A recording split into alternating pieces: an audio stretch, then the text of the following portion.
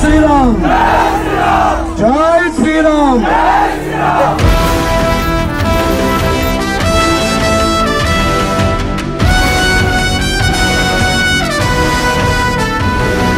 నేను మొన్న కావాలని అడిగిన పెద్ద అవ్వగలిసిందాడ మోడీ ఎలక్షన్ అంటుంది అతనే ఏం గుర్తవ్వా అని ఇలా అడిగిన పువ్వు గుర్తు అన్నది పువ్వు గుర్తు ఓటేపిచ్చి ప్రతి ఒక్కరితో నేస్తే 400 సీట్లలో